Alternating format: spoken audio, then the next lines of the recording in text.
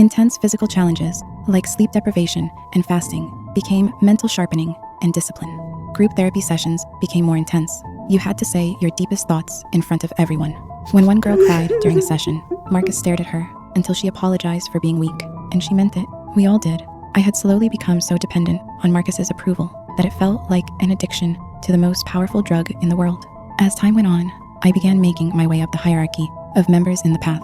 That's when he invited me to an exclusive event, a meeting that only his most dedicated members could attend. In the dead of night, I crept into the only cabin I hadn't seen or entered yet.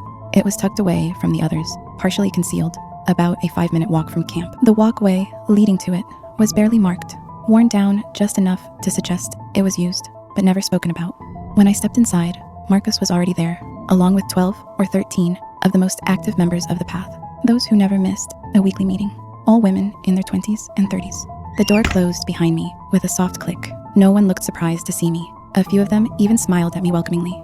My first instinct was that I'd misunderstood something, that I was in the wrong place, that this was some kind of mistake that would be corrected any second now. I remember waiting for Marcus to explain it, to tell me this was just another exercise, something I hadn't been briefed on yet. He didn't.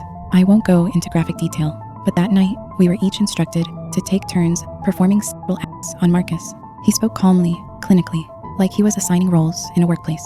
He framed it as an exercise in trust, in surrendering ego, in proving dedication to the path. As he spoke, I felt my thoughts scatter, grasping for something solid to hold on to. Should I stay? Leave? This was all just so crazy and out of left field. But in the end, I didn't move. I couldn't. My broken mind was so desperate to make Marcus proud that it wouldn't let me. I watched the others step forward one by one without hesitation.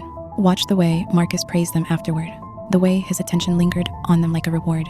I felt the familiar tightening in my chest, the fear of being singled out, of being the one who didn't belong, of losing his approval and being quietly cast aside. So when it was my turn, I stepped forward.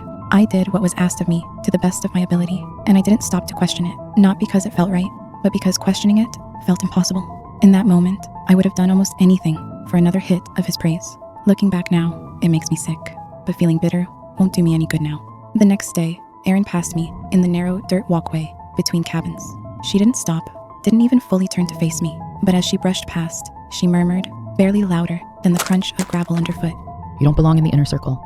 Before I could respond, she was gone.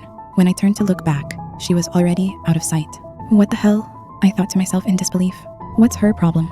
Probably bitter that I got invited to attend an exclusive event and she didn't. But I couldn't stop thinking about it that whole night. How did she even know I got invited? I had no idea, but I wasn't about to let her jealousy ruin this for me.